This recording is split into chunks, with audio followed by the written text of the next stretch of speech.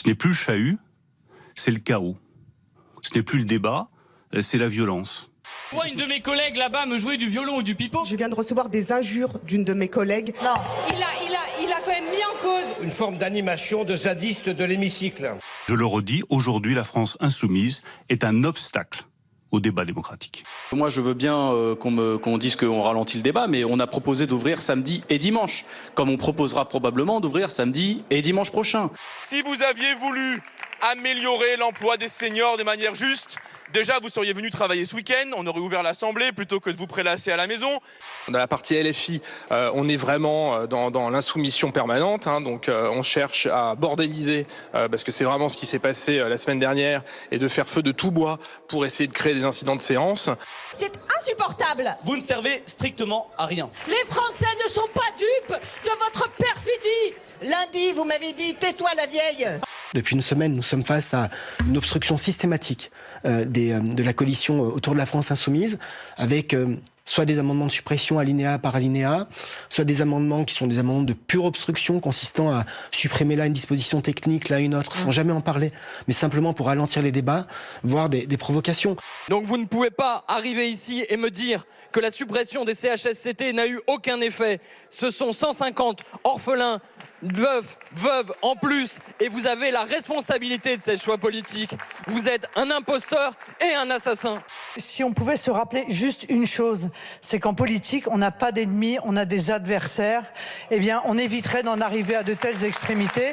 J'espère qu'évidemment des excuses claires et sincères seront présentées, mais vous savez, pas des excuses, je m'excuse, mais non, des excuses. Point barre. Les Français ne vont pas donner les clés du pays demain à des excités, à des gens qui insultent tout le monde et qui veulent couper des têtes.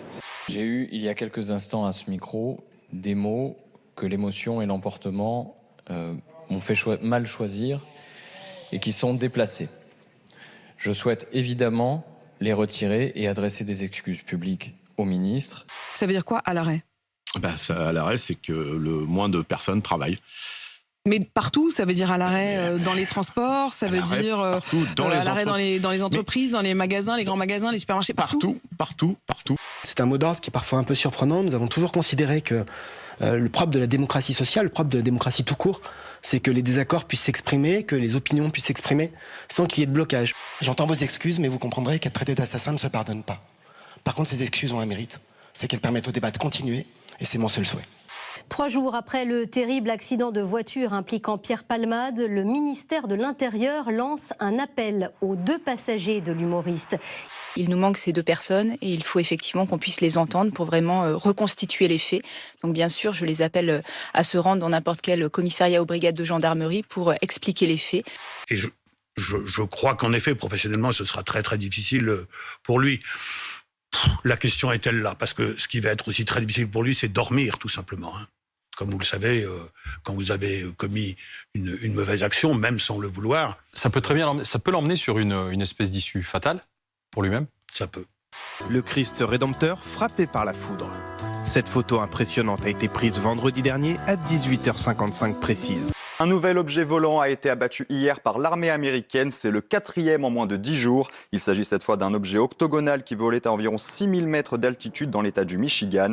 Avec un paratonnerre sur la tête, le Christ de 30 mètres de haut est souvent frappé par la foudre, environ 5 fois par an. Cette fois-ci, le phénomène a été photographié. Comment ne pas être impressionné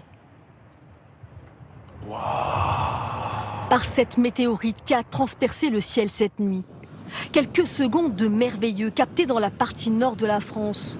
L'astéroïde a été analysé et identifié comme non dangereux.